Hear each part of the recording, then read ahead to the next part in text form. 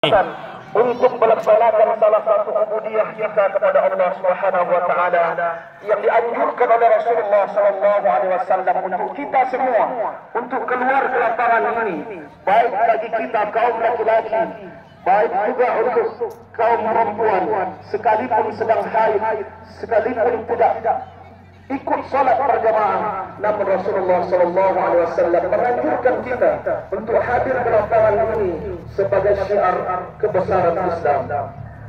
Salawat dan salam semoga tercurah ke hari baginda Nabi besar Muhammad sallallahu alaihi wasallam, yang mana beliaulah yang telah mengajarkan kita agama yang hak ini. Maka dengan agama ini pula lah kita bisa mengenal mana yang hak dan mana pula yang batil, mana yang baik dan mana pula yang buruk, mana yang halal dan mana pula yang haram. Saudara-saudaraku kaum muslimin, sidang jemaah salat Idul Fitri yang dimuliakan Allah Subhanahu wa taala. Semenjak tenggelamnya matahari barat pada sore hari kemarin, itu artinya Ramadan yang kita cintai itu, Ramadan bulan yang mulia itu, yang penuh dengan rahmat, yang penuh dengan barakah dan yang penuh dengan ampunan itu, telah pergi berlalu dari kehidupan kita pada tahun ini. Duhai Ramadan, selamat jalan wahai Ramadan. Semoga di tahun depan kita bisa lagi berjumpa dan bersama lagi dalam barakah, rahmat dan ampunan dari Allah Subhanahu wa taala. Pada pagi hari ini kita telah memasuki 1 Syawal, hari lebaran Idul Fitri kita. Gema takbir, tahmid dan tahlil berkumandang di seluruh penjuru negeri, dimulai dari pelosok-pelosok desa, di sudut-sudut kampung sampai ke kota-kota besar.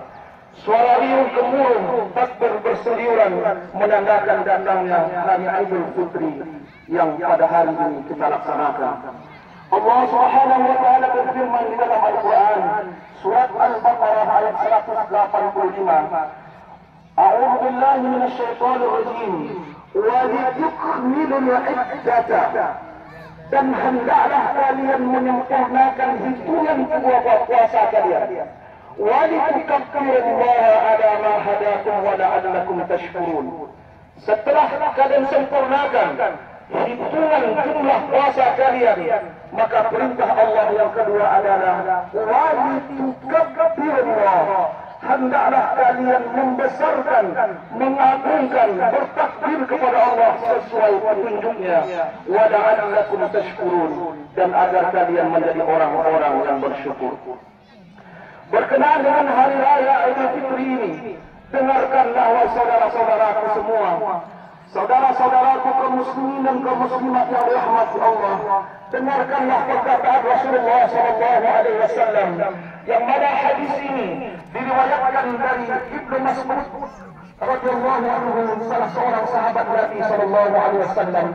Kata Ibnu Mas'ud, saya pernah mendengar Rasulullah sallallahu alaihi wasallam bersabda, "Idza shamu syahr Ramadan," apabila umatku berpuasa pada bulan Ramadan, wa kharaju ila 'idihim, dan kemudian mereka keluar untuk melaksanakan salat Idul Fitri pada hari sebagaimana kita laksanakan pada hari ini.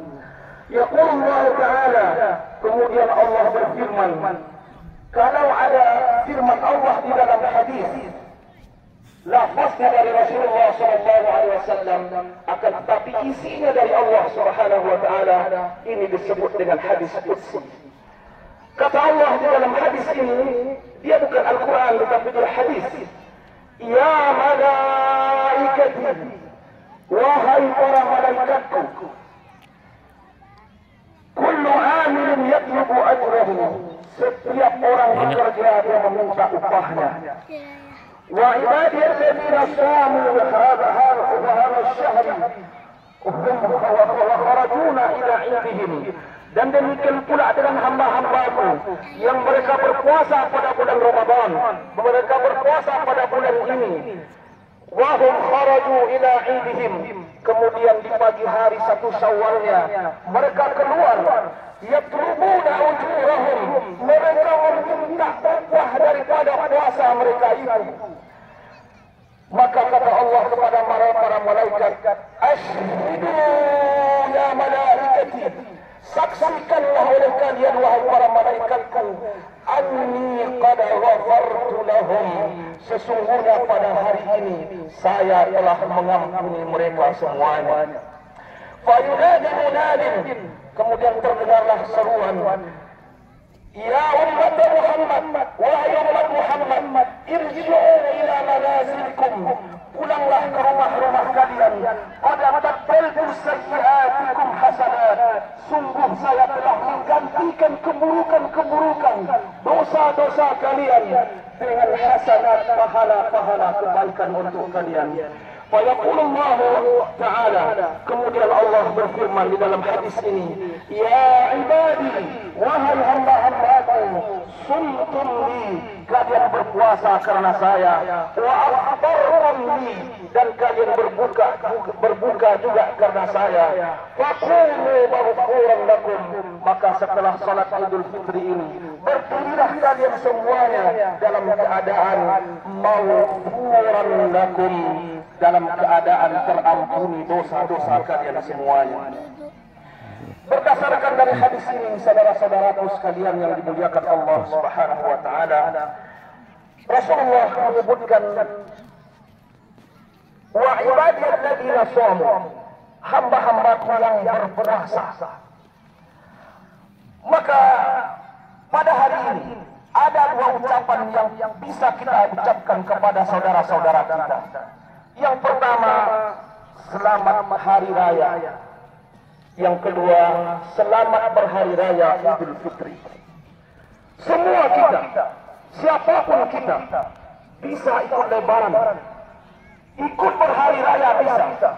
Tetapi saudara-saudaraku sekalian, tidaklah semua kita layak dan pantas kita ucapkan selamat hari raya Idul Fitri. Kenapa demikian? Selamat hari raya Idul Fitri artinya adalah kembali suci. Bagi siapa? Bagi orang yang menjalankan ibadah puasa di dalam bulan Ramadan. Bagi orang yang berjibaku siang dan malam. Siangnya dia menahan lapar dan hausnya, dia menahan syahwatnya. Di malam hari dia tahan matanya untuk tidak tidur untuk melaksanakan salat tarawih, salat malam, salat qiyamul lail. Dia berjibaku membaca Al-Quran. Bagi orang-orang ini, kata Allah kepada para malaikatnya, "Ishhadu ya malaikati, saksikanlah oleh engkau wahai para malaikatku, anni qad ghafartu lahum, saya telah mengampunkan mereka." Akan tetapi bagi kita yang hanya ikut bersama Ramadan tetapi dia tidak puasa, kita tahu orangnya, kita melihat mereka makan di warung, bahkan merokok, bahkan tidak malu dia tidak berpuasa di siang hari pada bulan Ramadan. Maka bagi mereka hanyalah ucapan selamat lebaran atau selamat berhari raya, tidak Idul Fitri bagi mereka. Saudara-saudaraku kaum muslimin sedang jemaah salat Idul Fitri yang dimuliakan Allah. Setelah Ramadan berlalu, entah kita bisa lagi bersamanya di tahun depan atau tidak. Bisa saja ini adalah Ramadan kita terakhir. Tidak ada kita yang tahu kapan kita akan dipanggil oleh Allah Subhanahu wa taala. Pada suatu hari dari kalangan tabi'in, 3 generasi yang disebutkan oleh Rasulullah, khairul qurun qarni, thumma alladhi yalunahum, thumma alladhi yalunahum, thumma alladhi yalunahum. Sebaik-baik umat, generasi, sebaik-baik masa adalah masa yang saya hidup di masa itu, kata Rasulullah. Thumma alladhi yalunahum, kemudian generasi setelahnya. Thumma alladhi yalunahum, kemudian generasi setelahnya. Generasi kedua dia disebut dengan sahabat. Generasi ketiga dia disebut dengan tabi'at. Generasi keempatnya disebut dengan tabi'ut tabi'in. Salah seorang daripada tabi'in di pagi hari pada hari raya Idul Fitri 1 Syawal, dia terisak-isak menangis. Lalu ditanya oleh salah seorang sahabatnya, "Kenapa engkau menangis di hari yang sepantasnya engkau berbahagia? Engkau berwajah cerah di hari raya ini." Apa kata jawaban sahabat ini? "Saya menangis karena hilangnya hari-hari di dalam bulan Ramadan. Hari ini kita telah keluar dari bulan itu. Ramadan telah pergi pada hari ini." Maka saudara-saudara kaum muslimin dan kaum muslimat, jemaah salat Idul Fitri yang dimuliakan Allah, Ramadan seolah-olah berpesan kepada kita semua. Ada 4 pesan Ramadan setelah Ramadan pergi meninggalkan kita di sore hari kemarin, setelah matahari tenggelam di ufuk barat. Apa pesan Ramadan kepada kita? Yang pertama adalah kata Ramadan kepada kita, setelah saya pergi, tetaplah kalian istiqomah dalam ketakwaan, sebagaimana di saat kalian bersamaku, kata Ramadan kepada kita semua. Saudara-saudara kaum muslimin dan kaum muslimat rahimani wa rahimakumullah. Di dalam bulan Ramadan kita senantiasa bertakwa kepada Allah dengan berusaha sekuat tenaga kita untuk menjaga hal-hal yang diharamkan oleh Allah dan melaksanakan apa-apa yang telah diperintahkan oleh Allah Subhanahu wa taala. Maka Ramadan, kebiasaan ini, Ramadan menganjurkan kita, berpesan kepada kita semua, tetaplah istiqomah dengan apa yang telah kalian lakukan dengan ketakwaan kalian. Puasa umpamanya, setelah saya pergi kata Ramadan, nanti ada lagi puasa setelah itu. Apa puasanya? Kita disunnahkan berpuasa 6 hari di bulan Syawal. Kapan waktunya? Mulainya besok pagi sudah boleh. Hari ini haram kita berpuasa. Besok pagi boleh. Tapi tidak mesti besok pagi. Ada 30 hari di dalam bulan Syawal ini. Pilihlah. Selesaikanlah hari raya di kampungmu dengan bersukaria dengan sanak saudara. Jangan engkau orang sedang makan-makan, orang sedang beriang, orang sedang menunggumu dengan makanan lezat ala kampung kita. Engkau mengatakan saya sedang berpuasa sunnah. Alangkah lebih baiknya tunggulah engkau pulang ke rantaumu, kemudian di sana engkau berpuasa selama 6 hari. Tidak mesti berturut-turut pula. Tidak mesti ketika orang sedang menjamu kita dengan makanan-makanan khas kampung kita. Tunggulah dulu. Tidak perlu terlalu menampakkan saya sedang puasa sunnah. Kemudian ada lagi puasa di hari Senin dan Kamis. Disunnahkan juga oleh Rasulullah SAW. Kemudian ada lagi puasa yang disebut Ayyamul Baid, hari putih. Kapan itu waktunya? Ketika bulan purnama 13, 14, 15 di bulan Qamariyah. Kemudian ada lagi puasa Asyura, dan semua ini adalah didikan daripada Ramadan. Tetaplah kalian beristiqomah. Kemudian di dalam bulan Ramadan kita melihat dan kita mendengar betapa banyak kaum muslimin melaksanakan zikir, berdoa kepada Allah Subhanahu wa taala di dalam bulan Ramadan ini. Pertahankanlah itu, istiqomahlah dengan zikir-zikirmu itu. Pada suatu hari, Imam Ahmad bin Hanbal, seorang ulama besar, seorang imam mazhab, pada suatu hari dia tiba-tiba berkeinginan untuk mengunjungi suatu daerah di kota Damaskus.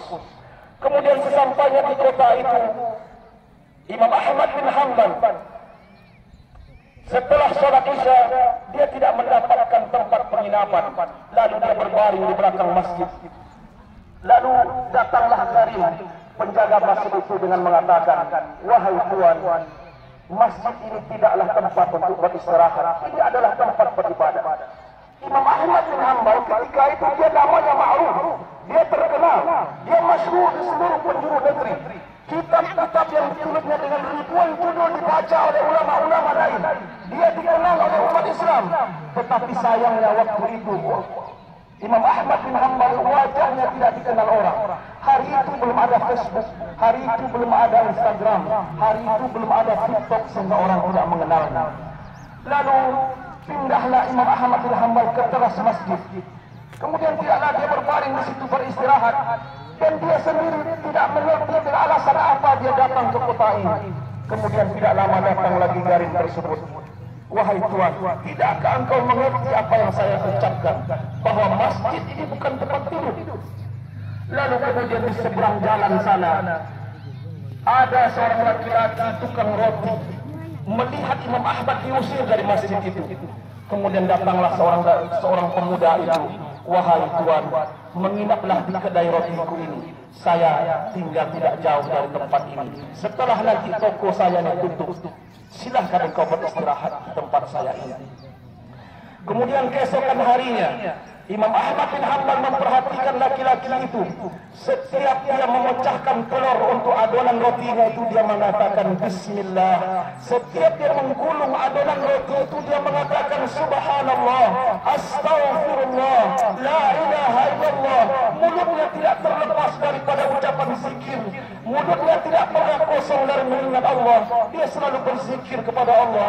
Lalu Imam Ahmad bin Hanbal bertanya kepadanya, wahai anak muda, semenjak kapan ini yang kau lakukan? Ini saya lakukan sudah sejak lama, wahai Tuhan. Lalu Imam Ahmad bertanya, apa manfaat yang engkau rasakan ketika engkau selalu mengucapkan zikir, mulutmu tidak pernah lepas dari berzikir ini? Apa manfaatnya? Wahai Tuhan, alhamdulillah, dengan berzikir ini, kata pemuda itu, apapun yang saya minta, apapun hajat saya minta kepada Allah, tidak ada yang tidak Allah kabulkan. Allah kabulkan semuanya, kecuali satu permintaan saya yang belum dikabulkan. Apa permintaan engkau yang belum dikabulkan itu? Wahai Tuhan, saya berdoa kepada Allah setiap harinya, ya Allah, sebelum saya meninggal dunia, sebelum saya engkau panggil, mohon pertemukan saya dengan Imam Ahmad bin Hanbal. Lalu kemudian tertegunlah Imam Ahmad bin Hanbal memeluk pemuda itu dengan berlinang air mata. Wahai anak muda, dari kampung saya datang ke negeri ini. Saya tidak tahu tujuan saya apa. Ternyata doamu itulah yang telah membawa saya ke tempatmu ini. Ternyata inilah doamu untuk bertemu Imam Ahmad bin Hanbal. Dan sayalah orangnya Imam Ahmad bin Hanbal. Saudara-saudaraku sekalian, istiqomalah dengan amalan-amalan baik yang telah kita laksanakan pada bulan Ramadan. Tetaplah jaga salat berjamaah, jaga zikir, jaga doa, meminta permintaan kita kepada Allah Subhanahu wa taala. Allahu akbar, Allahu akbar, Allahu akbar, walillahil hamd. Yang kedua, kata Ramadan kepada kita, setelah saya perginan, jangan kau biarkan mushaf Al-Quranmu tergeletak bersampulkan debu. Di dalam bulan Ramadan, kita mendengar anak-anak kita, orang-orang tua kita, dia duduk di surau di masjid di bagian belakang, kemudian dia bertadarus. Begitu juga di rumah-rumahnya.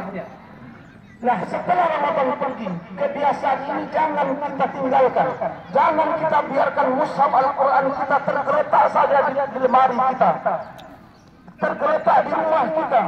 Jangan kita biarkan Al-Quran seperti itu. Bacalah dia.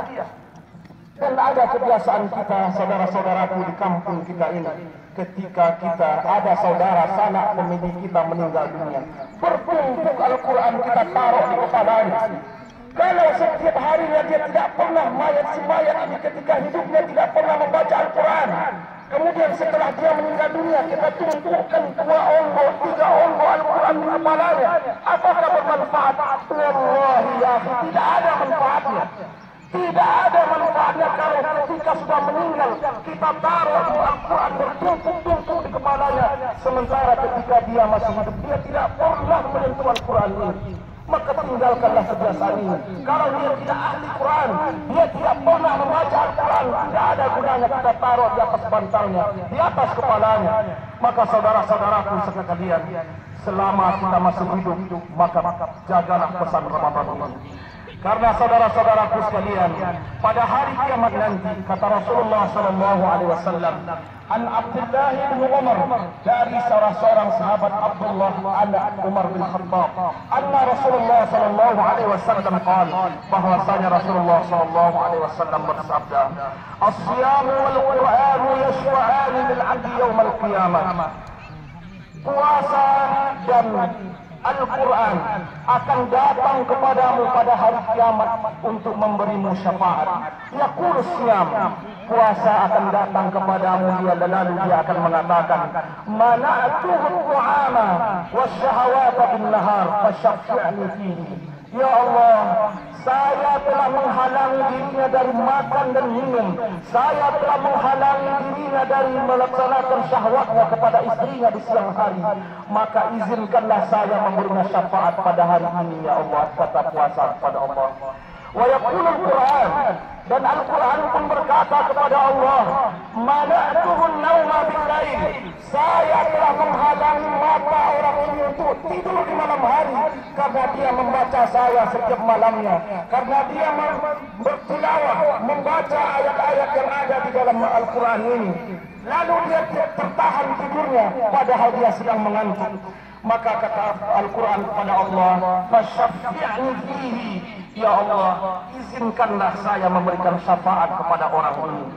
Qala, kemudian Rasulullah bersabda, fayashfa'ani, maka Al-Quran dan kuasa itu diberikan izin oleh Allah Subhanahu wa taala untuk memberikan syafaat pada hari kiamat nanti. Allahu akbar, Allahu akbar, Allahu akbar, walillahil hamd. Yang ketiga, pesan Ramadan kepada kita setelah Ramadan pergi pada kemarin sore. Kata Ramadan kepada kita, setelah aku pergi nanti, jangan engkau tinggalkan salat malammu, sebagaimana engkau menunaikan salat tarawih pada setiap malam di dalam malam-malam bulan Ramadan. Salat tarawih adalah salat malam. Kalau di luar Ramadan kita menyebutnya dengan tahajud.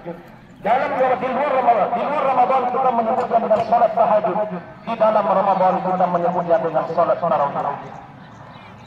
Saudara-saudaraku kaum muslimin, di dalam Al-Quran surat Al-Muzammil, Allah Subhanahu wa taala menyebutkan, ya ayyuhal muzammil, wahai orang-orang yang berselimut, qumil laila illa qalila, berdirilah engkau di tengah malam walaupun sedikit, nisfahu aw inqus minhu qalila, seperdua malam atau engkau kurangi sedikit, jam 12, jam 1, azid alaihi, atau tambahkan, lebihkan dari seperdua malam, jam 2 malam, jam 3 malam, warqul Qur'ana tartila, dan hendaklah engkau membaca Al-Quran secara tartil.